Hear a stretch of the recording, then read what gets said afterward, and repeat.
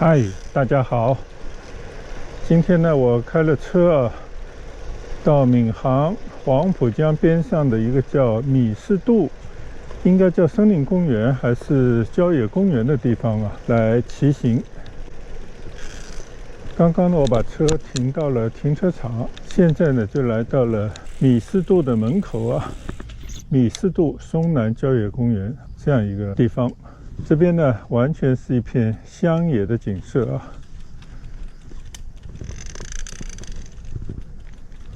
可以看到这边有一只大毛，就说明呢，这里边以前是一个渡口。我今天呢，就从这边开始出发，顺着这个米士渡黄浦江岸做一番骑行。我把手表打开户外骑行的 APP。现在我们出发。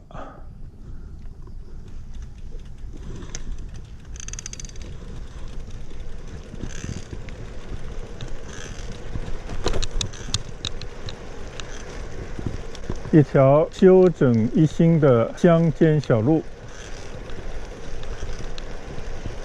我又闻到了桂花的香味因为在我的右手边呢，这边有一整排的桂花。大家可以看看这个桂花，黄色的小花一点都不显眼，但是呢，散发出沏人心肺的香味儿。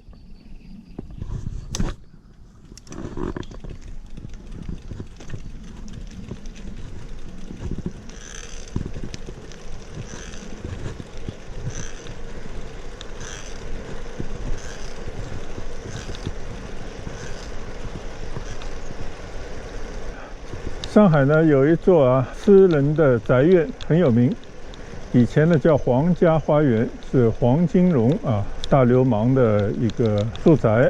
后来呢收归国有以后，就变成了一个公园。因为呢这个公园里面遍植桂树，据说呢黄金荣的老婆名字里面有一个桂号称阿桂姐，所以呢里边呢遍植了桂树，后来就命名为桂林公园。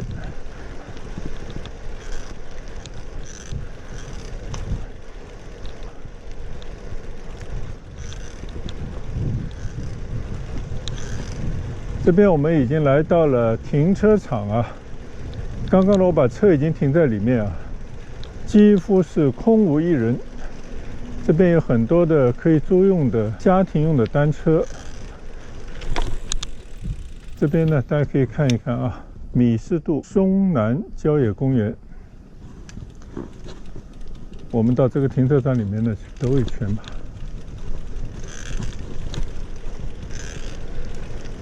这边最典型的呢，就是有一个很大的吊车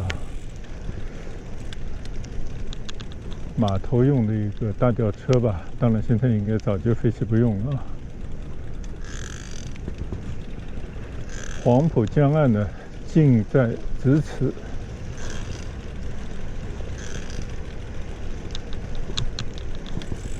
很多人可以坐在江岸边发呆。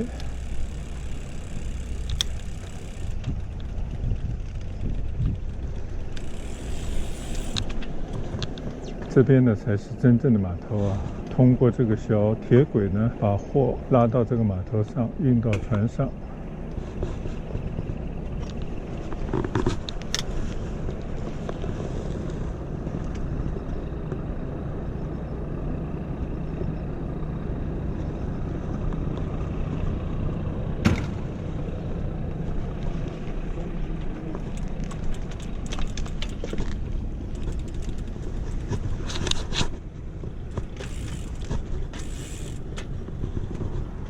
你看这个地上的一个铁轨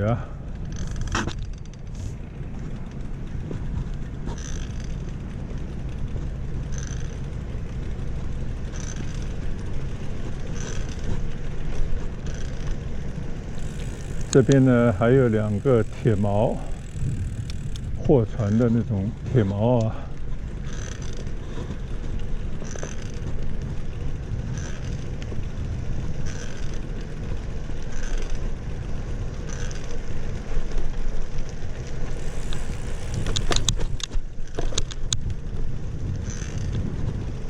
好，我现在呢正式开始在米士渡郊野公园的沿黄浦江岸的骑行。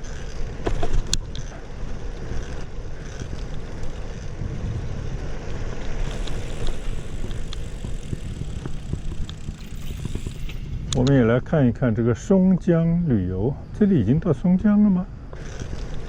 我觉得应该是在闵行啊，闵行和松江是有交界的地方啊。好吧，我也没有完全搞清楚这里到底属于闵行还是松江啊，回去再查一查，不耽误我们的骑行。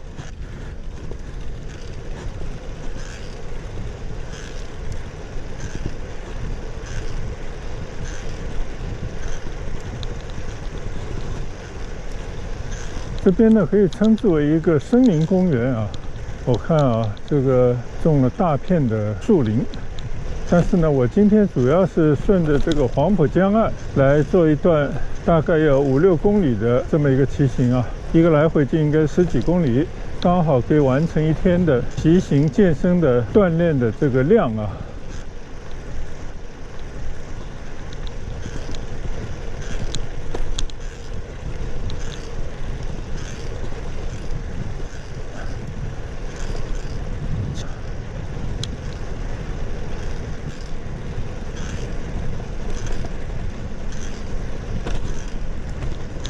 眼前呢就是黄浦江了啊，河里有很多的货船、货轮啊，运送各种各样的物资吧。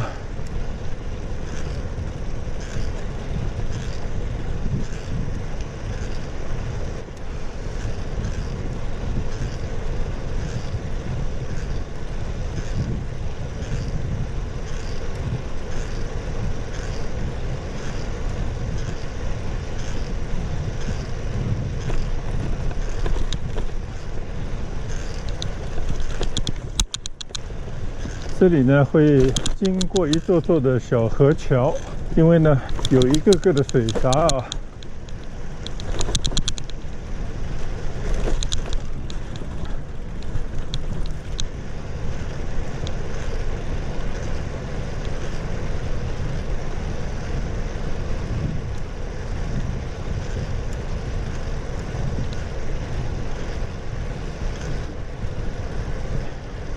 首先呢，要感谢上海的好天气，其次呢，也是无奈啊，因为快过节了，上海这边呢各项的防疫的管控越来越严，到哪去呢都要查各种各样的健康码，要了解你的行程，令人讨厌啊，所以呢，宁可到乡下来走走。这边有很多人到这边来野炊，几个年轻朋友开着车摆一些吃的喝的啊，这不失为一个巩固友情、进行社交这样的一个好的活动啊。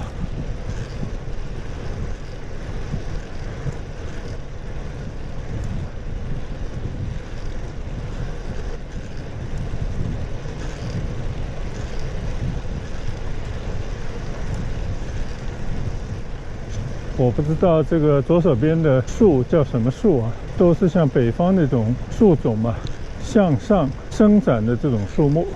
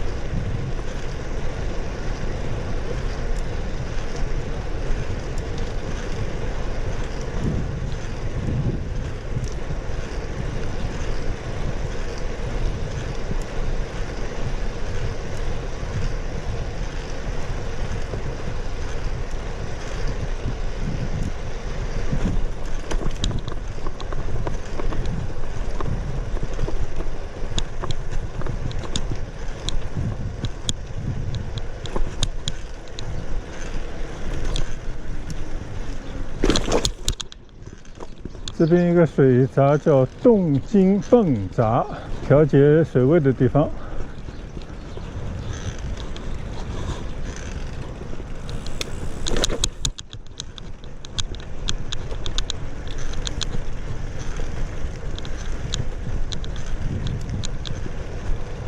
那我想象这条宽阔的河冲就应该叫洞津了吧。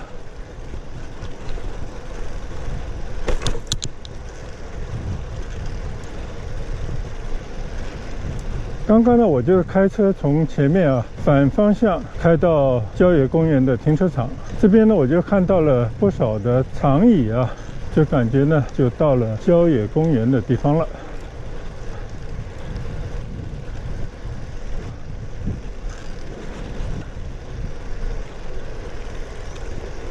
这里有非常漂亮的粉色的花，非常美的花哟，把蝴蝶给惊扰走了，不知道叫什么花呢。河的对面呢就是稻田了。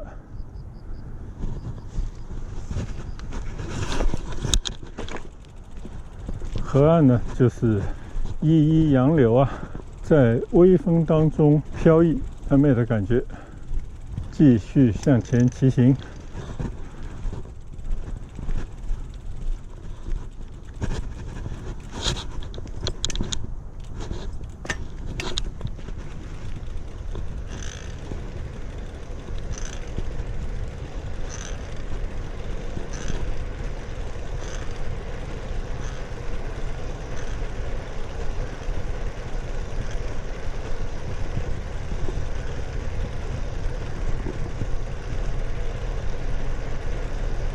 在当今的这个社会虽然物质生活非常的充裕，但是很多人呢总感觉难以满足但我觉得其实想要快乐并不难像这样的秋高气爽的天气，迎着清凉的风在河岸边上骑一骑，也是一件非常愉快的事。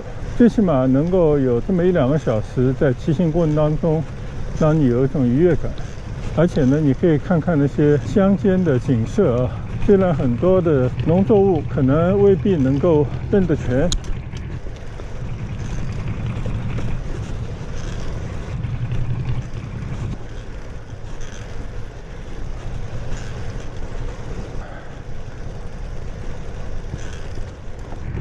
我们现在又过一个水闸，还是叫洞津水闸，刚才那个叫泵闸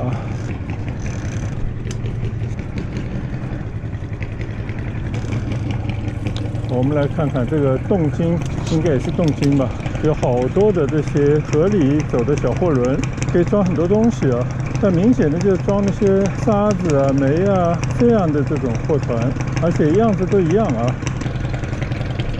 看来这些人也在河边钓鱼，还自己带了不少吃的，吃完饭以后在那洗碗呢。这也不失为一种让自己愉快的生活方式到河冲这边来钓鱼，没有什么成本，但是呢，你可以享受那个渔获带来的愉悦，那种满足感。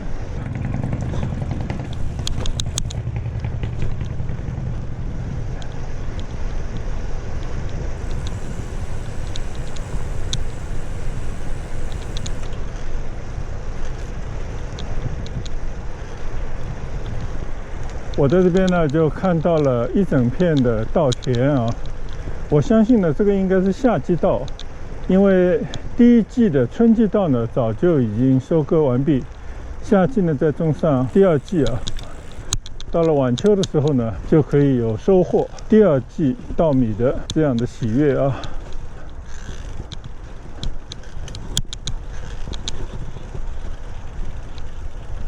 我就在这个田埂的一条小路上这一段，我发现这边还很多片很大片的这个稻田呢。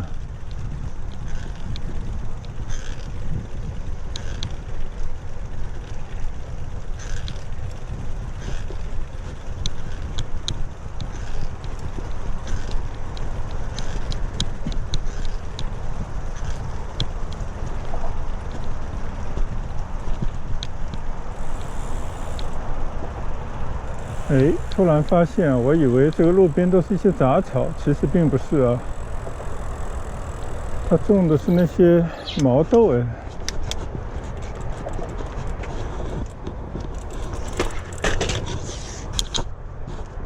你看，这个是农民啊因地制宜种的那些毛豆，哇，这个种了好多呀！就在这个稻田边上啊，这边就是金黄的稻田都已经抽穗了，就那个稻穗都已经长得很饱满了。当然我不知道这个还要等多久才可以收获啊，看一看，这个有点意思吧。好久没有这么近距离的来稻田那边看看那些抽穗的稻子了。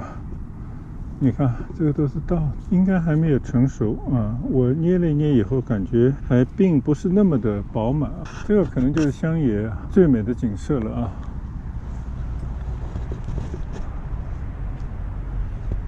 这个排水沟，浇灌稻田的水沟，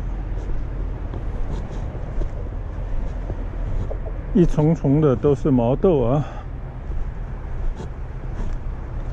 一直过去，一点地方都不浪费啊。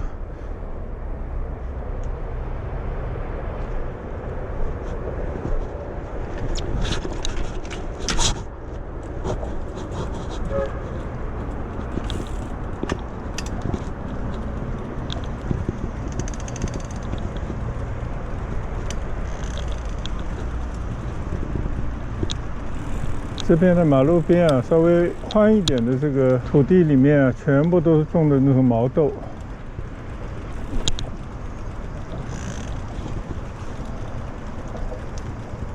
看来不仅仅是满足自己家里吃，还可以拿出来卖啊，这个感觉是不是很棒？还有一些我叫不出来的一些植物啊。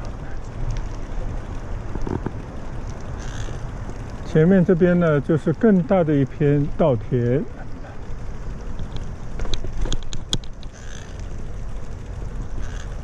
在一条松树成林的小路上骑行，两边呢都是稻田，麦穗呢已经变成金黄，应该可以期待不久呢就可以有一年当中第二季的稻米的收获啊，非常美的稻田。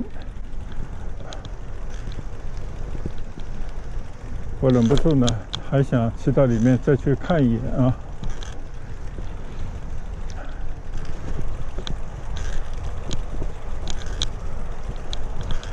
可能这些稻田已经成熟了啊，不再需要施肥啊、除草啊。我没有看到一个农民啊，没有人看管的田地。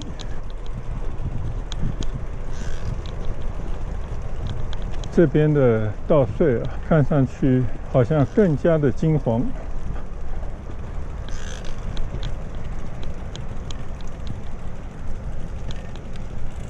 这不知道什么菜呢，都开了白色的花了。这里到头了，过不去了。好，我们掉头。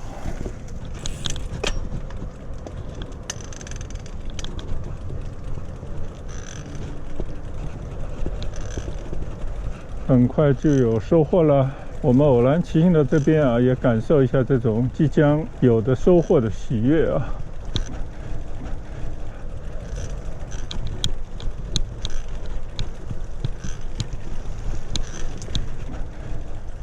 为农民们感到高兴的同时呢，也增添了我们骑行当中的一种喜悦感。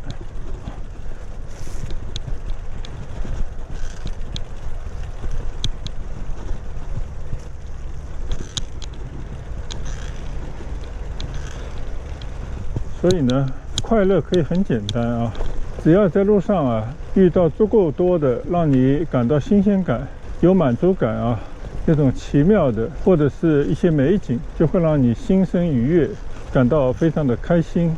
这个就是我接近8年以来的骑行的最大的收获，不仅健身，更能满足身心的愉悦。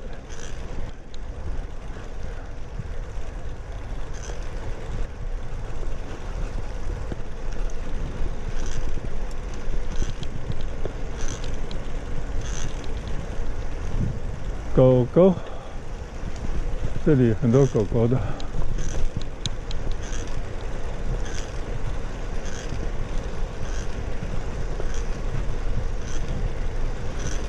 这应该就是洞津啊并入黄浦江的这么一个河口。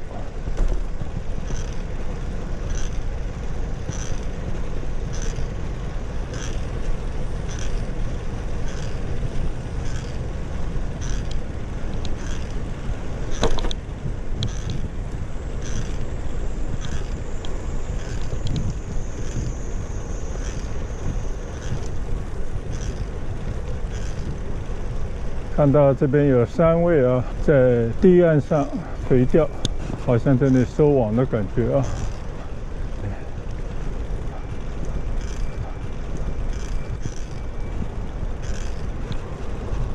前面这座桥呢是松浦山桥，那我的理解呢，确实是在松江的地方了啊。松浦就松江和黄浦江之间的桥。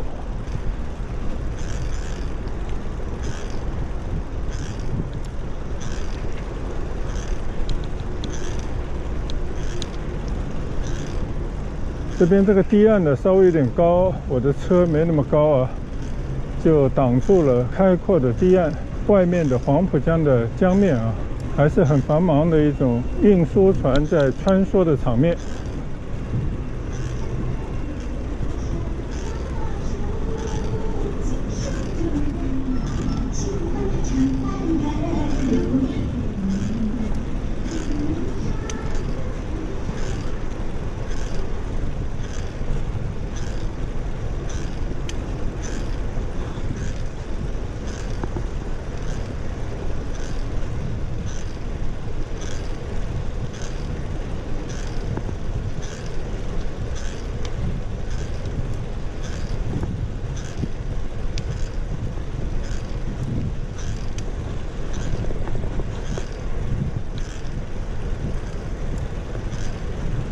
看来钓鱼爱好者还真不少呢。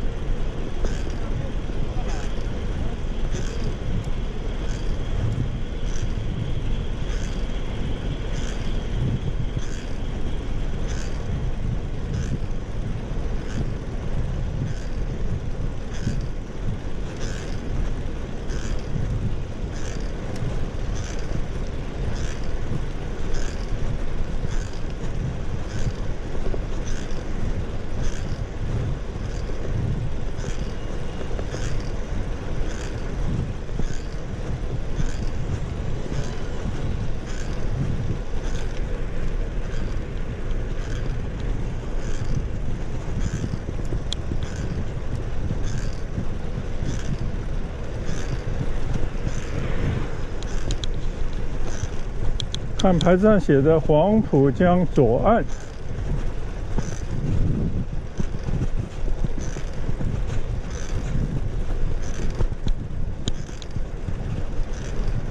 理论上来讲啊，从这边一路往前骑呢，就到了前些天我去过的闵行黄浦江第一湾，就那个直的弯道地方。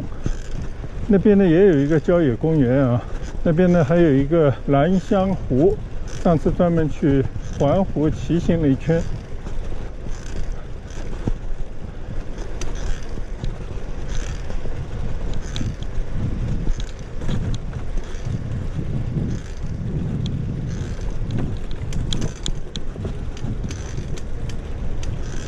有好多这样的小桥，说明有好多的这样的水闸。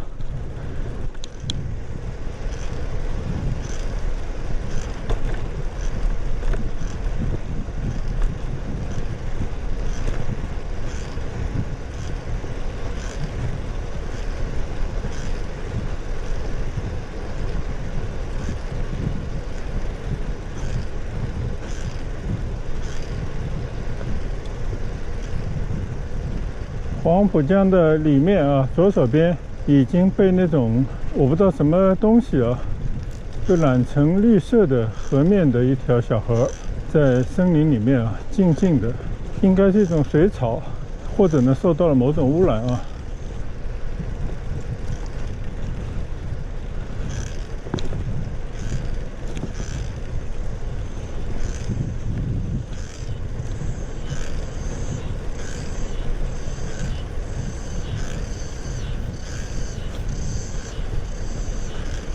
知了还在叫啊，应该叫不了很久了。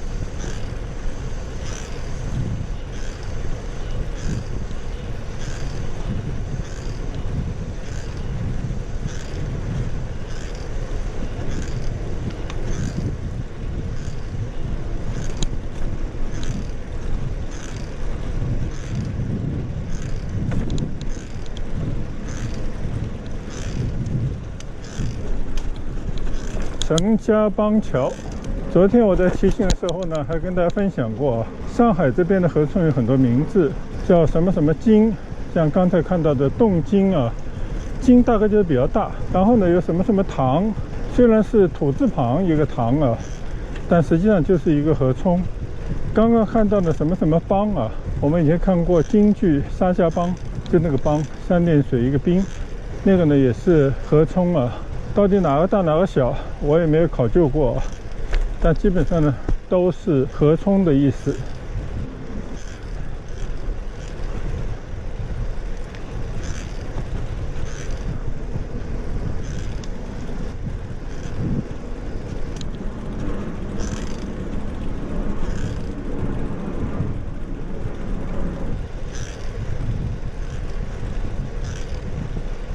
刚刚天还是阴的，现在开始有点出太阳了。今天的气温呢，应该在23、24度吧，非常适合出来散步、郊野活动的天气。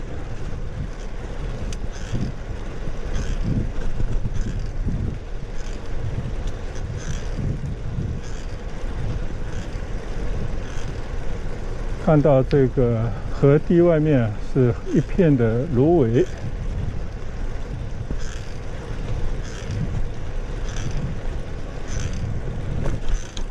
又骑上了一座桥，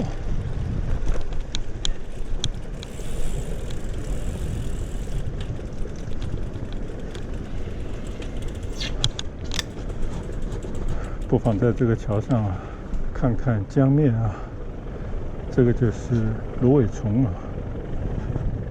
有这里2位老兄在那边钓鱼。河面上还是有很多的货船，你来我往的啊。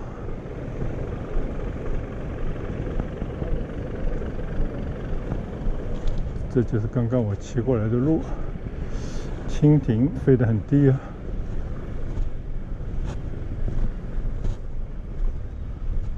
这边呢就是一个水闸，有一只不知名的大鸟，还有很多的像喜鹊一样的鸟啊。这个地方应该它们的粮食很多。水里的、路上的、树丛里的鸟儿应该最喜欢这样的地方了。好，我们继续顺着这座桥往下骑。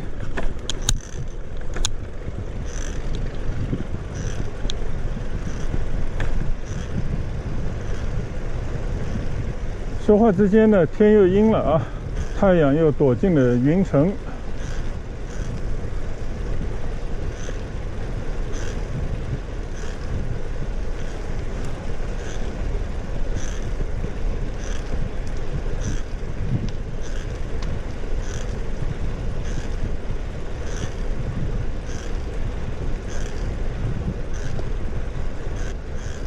看到左侧啊，马路里面呢是非常厚实的树丛，有很多种的树木啊。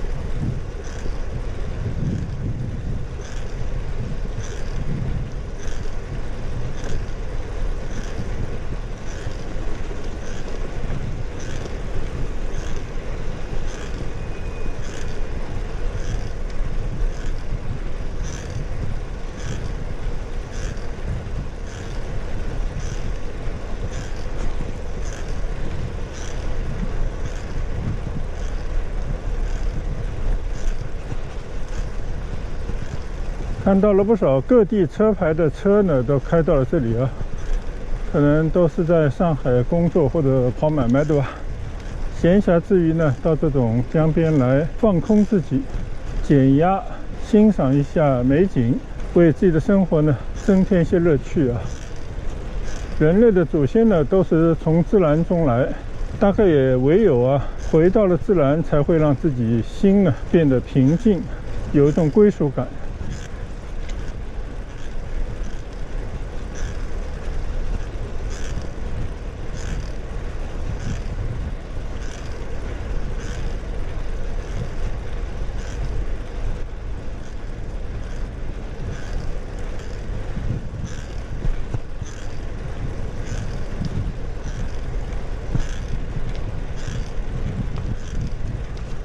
从我一路上骑过的很多这样的小桥，你就知道这边有多少这种小河冲都汇入到了黄浦江里面。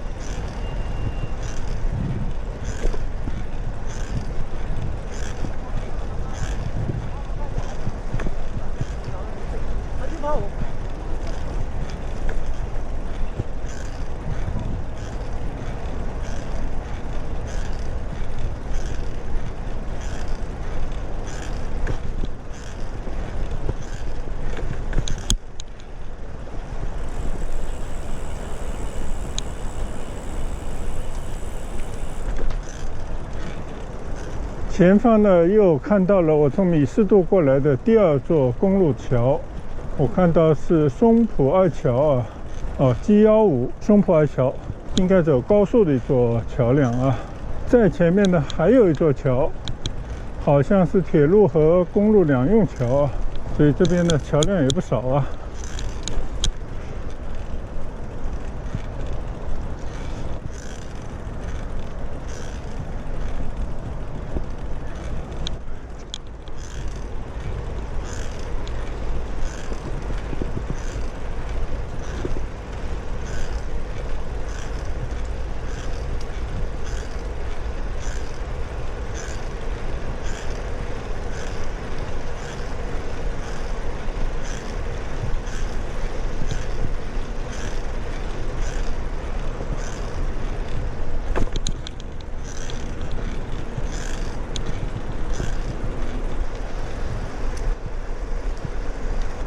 我记得呢，我的车就是从前面那边过来的啊。大家可以看到前面有2个障碍物啊，那刚刚好够我的一部车，边上可能不差2厘米吧，这样过来的。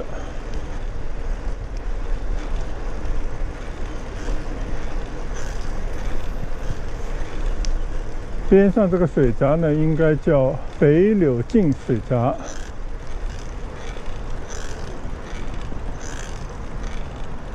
就是这2个障碍物啊。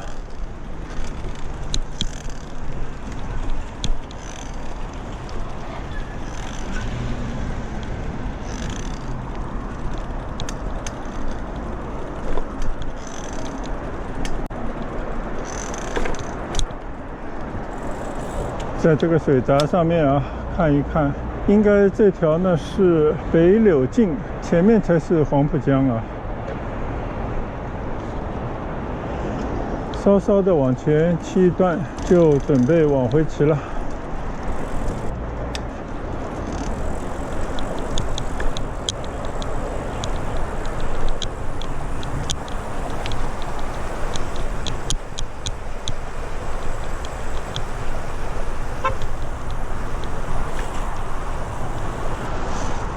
这条呢就是 G15的高速公路。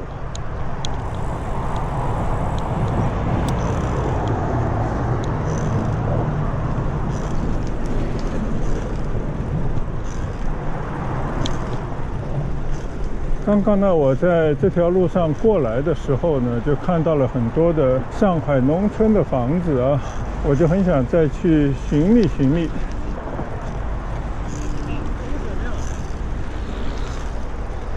即便在这样的小路上呢，也是有很多的桂花，闻到了桂花的香味儿。左手边呢，也是一片稻田呐。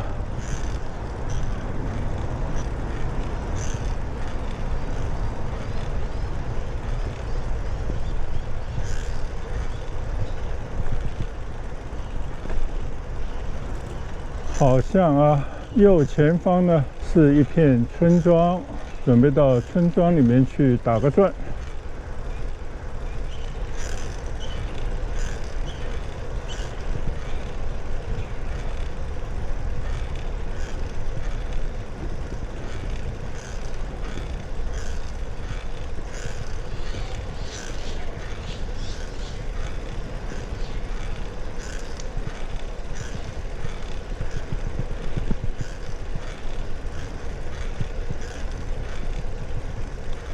现在呢，我拐到右手边的村庄里面去。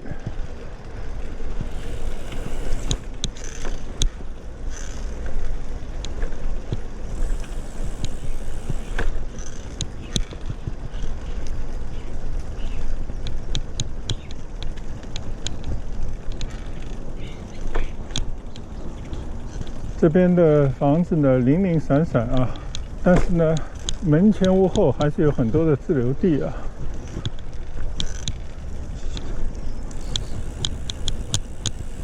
上海农民的房子啊，除了白墙、灰瓦啊，有些呢是红瓦、坡顶以外呢，老一点的这个建筑上面还有飞檐。但现在新建的呢，就没那么复杂了啊，就把那个飞檐给省略掉了。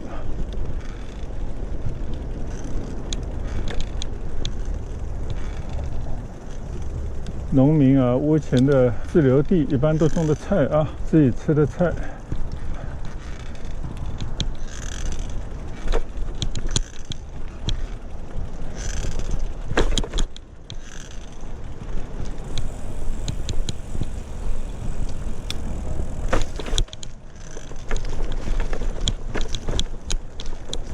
我的母亲呢，就是从农村走到城市里头来工作。然后就居住在城市啊。那我小时候呢，经常会利用暑假、寒假的时间呢，回老家去我外婆家，是浙江的一片啊，能够望见四明山的一片稻田里面的一个村庄。到现在为止啊，这种记忆永不能磨灭。当然，现在农村啊，大部分都已经没了，包括我老家的都已经啊变成了城区了啊。留下来的就是以往儿时的记忆啊，所以一直对农村呢是情有独钟啊。虽然惭愧啊，我并不是生活在一个农村的一个人，也未必呢就能够适应农村的一些生活的方式啊。只是从情感上讲啊，就对农村呢有这一份喜爱。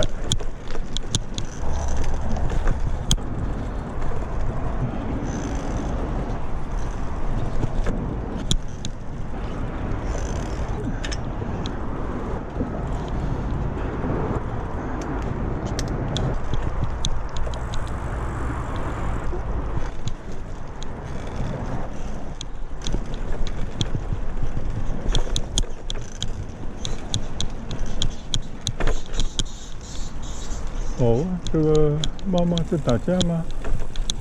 哎呦，它抓了一只老鼠哎，好厉害！哇，哈哈，我这是第一次看见猫抓老鼠，经过一番搏斗以后啊，嘴里叼了一只还在动的老鼠。啊，这只猫真的有用。从这边呢，大家可以看到啊，其实村里的一些房子啊，也是各有不同了啊。好，我们就匆匆从这个农村的村庄里面走过。哎，这边吸引我的是，哇，这个柿子树吧。这棵柿子树很美啊，在一个老屋檐下面的一棵柿子树啊，边上还有柑吧，种的那个柑橘的柑啊。禁不住呢，就在这个农民房的边上的小路上再骑行一下。大家可以看到啊，这个农民的自己围起来的自留地吧，应该是。各家种的东西都不同啊，但我看到很多还是种的毛豆啊，可能毛豆比较容易生长吧。这边的这块菜地啊，很多都还是空着，还有甘蔗啊。然后呢，就是桂花树了。哦，这个桂花树啊，有点像那种产业化的感觉啊。好多的桂花树应该采下来以后啊，做香料啊，做那些糕点的点缀的香料。还看到了有丝瓜，还有上海独特的，到处都有的鸡冠花。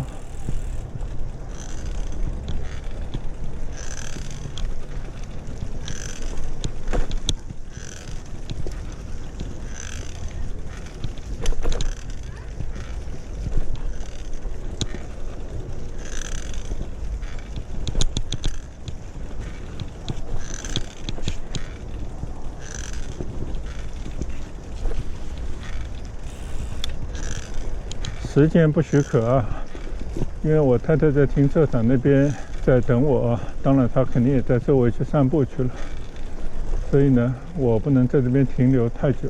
现在开始原路返回。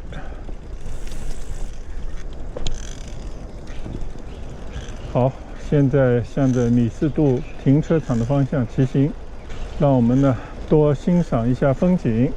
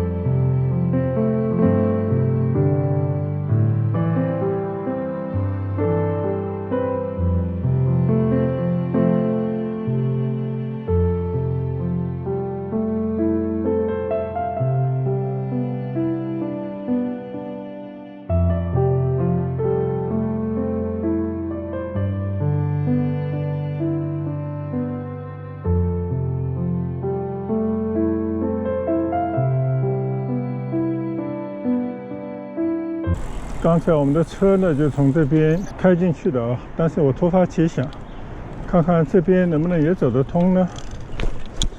因为刚刚已经从江岸啊骑行了很长一段路，我就想再从里面再骑行一段。前面有个很漂亮的一个鸟。这边的农村的景色看上去是不是更恬静、更优美的风景啊？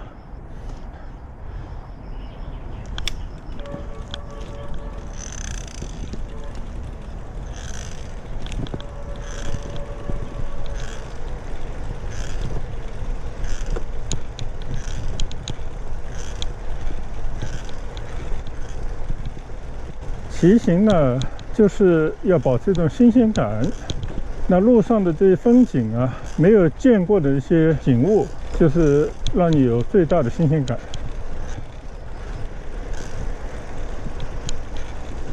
两边呢都是大片的稻田，看来这边的农民啊还是非常的朴实。主要的农作物呢还是这些稻子啊，虽然呢边上也种了很多的毛豆，还有一些我也不知道叫什么名字的一些经济作物吧。看到成堆的小麻雀啊，在稻田里面。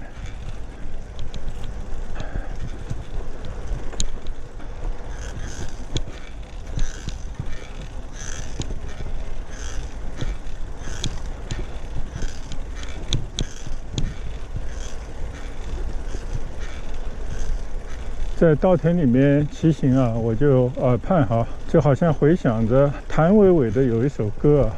里面就唱到稻田的这种感觉，但是呢，我估计也不能放啊，放了以后有可能呢就会侵权，所以呢就在心里头回味一下就好。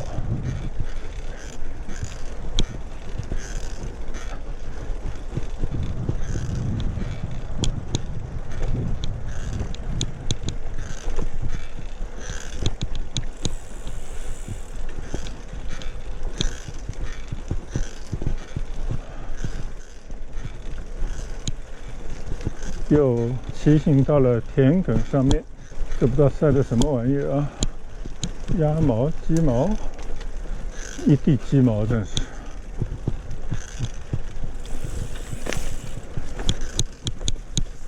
哇，这边有很多的蜜蜂。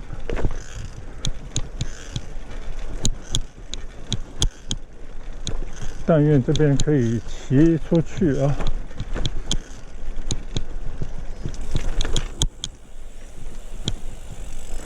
果然呢，就悲催了啊！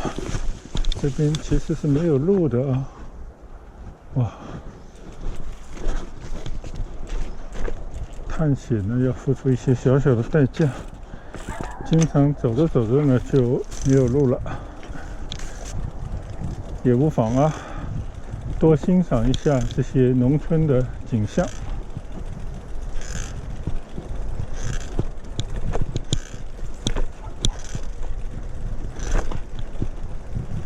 田埂上啊，两边的这些芦苇丛、小树丛啊，还有不知道什么东西，散漫的就长到了路中间来了啊！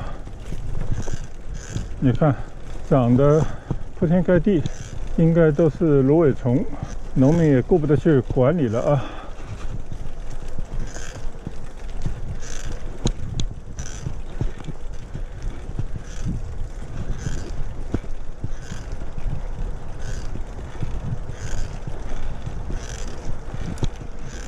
稍稍呢骑了一段冤枉路啊。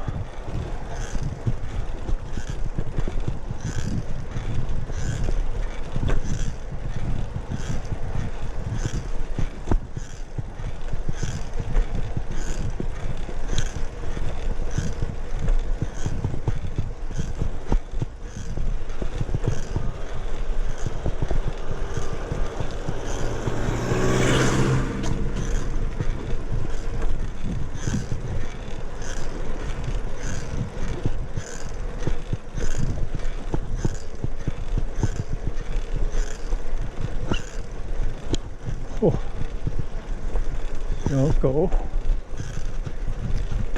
好几只呢。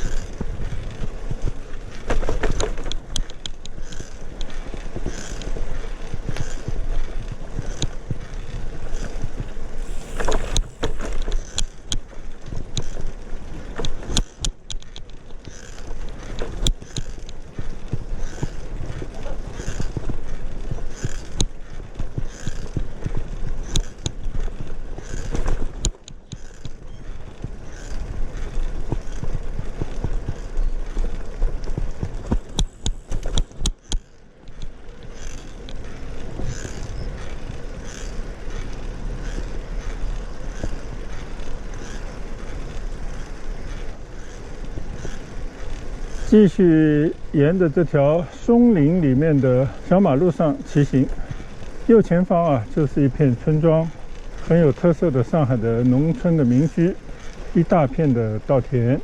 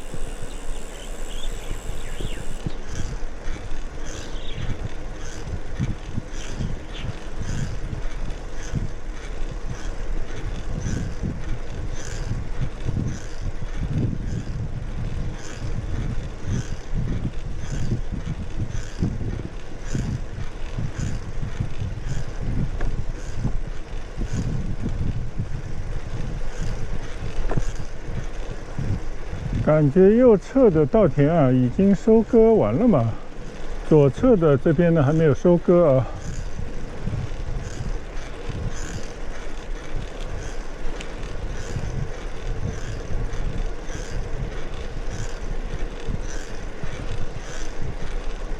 这条路还挺长啊，我也不知道走的对不对。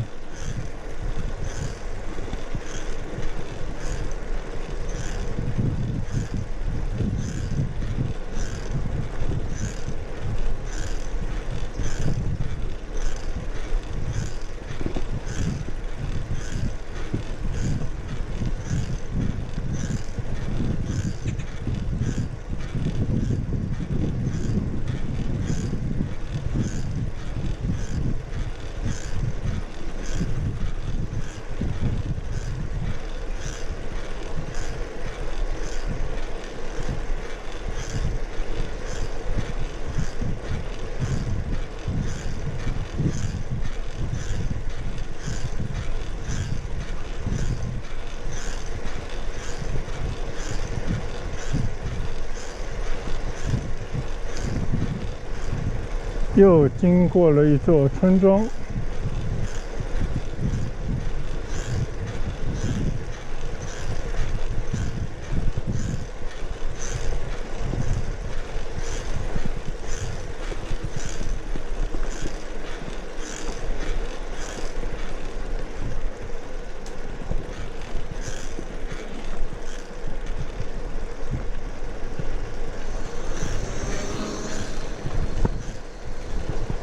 近距离的打量一下啊，上海郊区的农村农民的这房子和他们的生活，他们门前种了很多的自留地啊。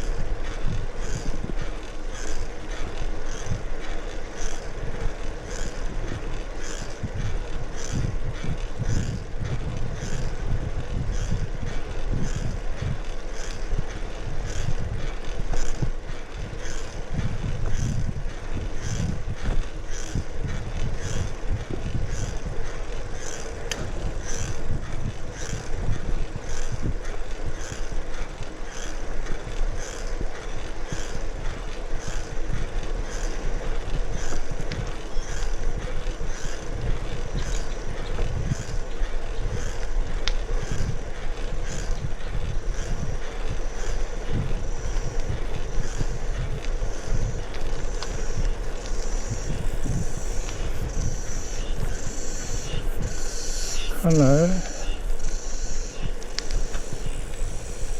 又走到了不合适的地方了吗？还好，还有路可以往前走。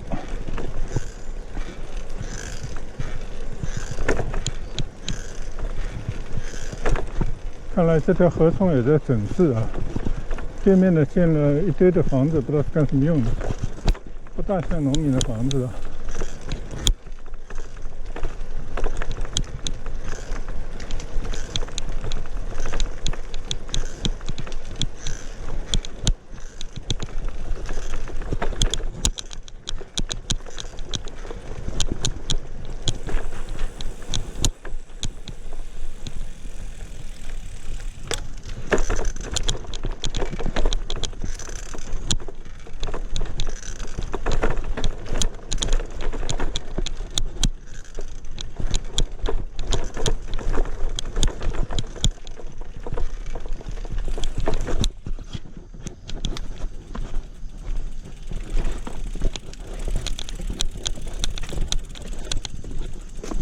通过一个闸口的简易的小路，穿到了另外一边。没有路的地方呢，也走出了一条路来啊。好，准备拐到黄浦江边上去。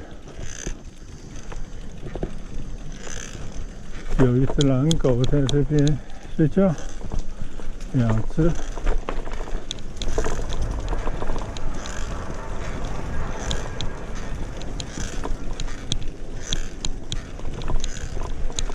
看来这个路方向没有错啊，又走到了黄浦江的边上的这条道上来了。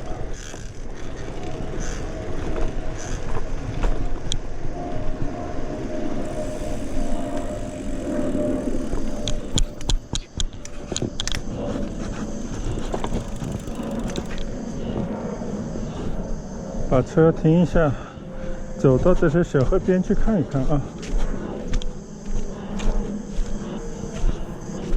你看这个小河冲的边上啊，浮着很多的那种，不知道应该叫什么啊，大的叫浮萍，像这些我就搞不清叫啥。其实我们以前小时候啊，养鱼的时候，特别喜欢到这个河川里头去采一些水草，放在那个水族箱，然后呢增添一些绿色啊。看鱼儿在玻璃里面呢游来游去，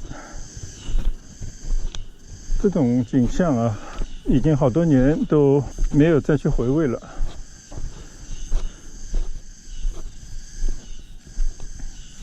这一路过去呢，就是这么一条小河冲啊，很原生态的一条小河。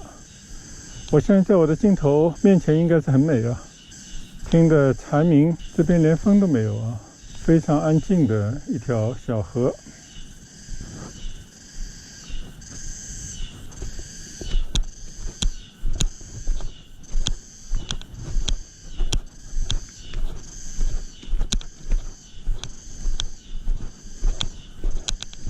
好，继续回到马路上骑行。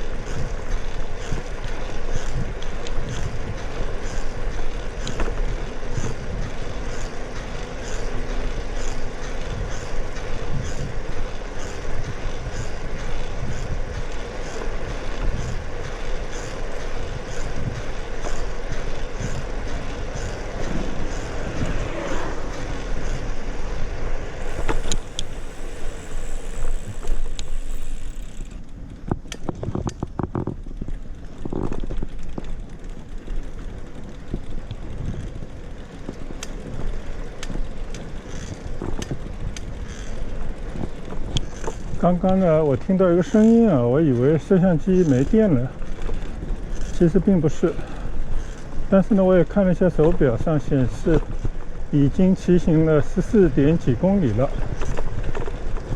非常完美的一段骑行线路。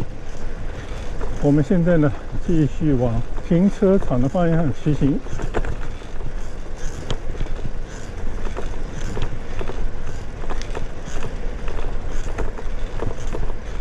又看到了前面的松浦山桥。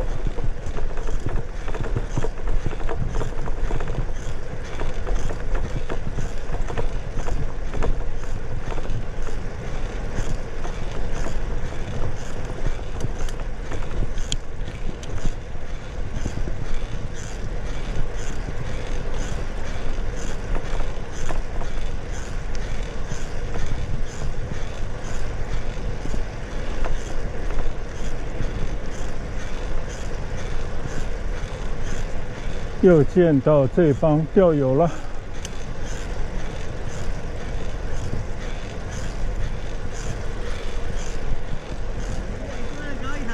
人也不少啊。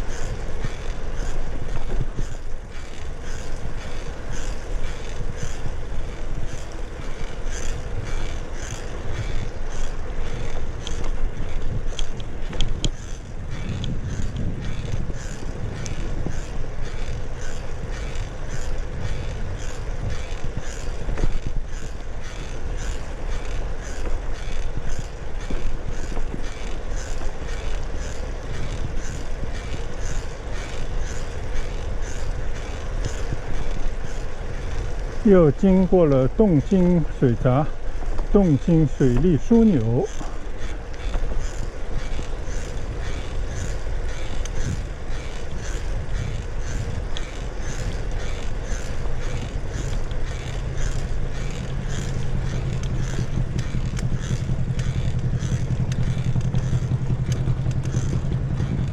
骑上这个水闸，稍微要费点劲儿。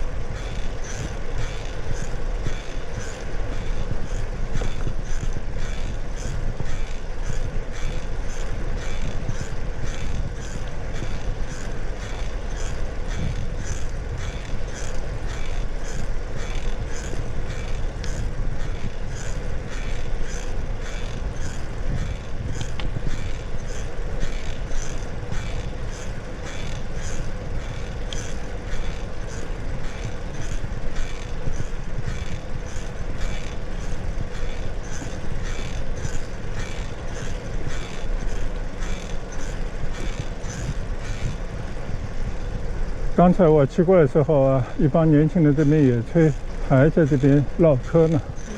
看来呢，车牌还是临时的啊，应该是一辆新车出来郊游啊，心里头肯定很爽。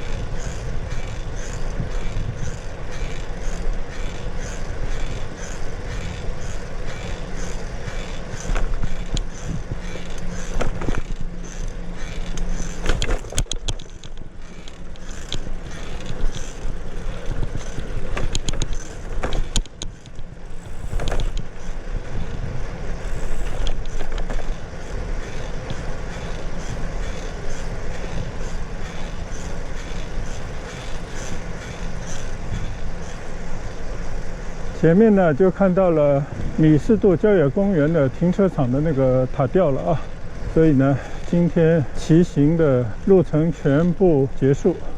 我看看啊，一共18公里，平均时速14点几公里，中间稍微停了一下啊。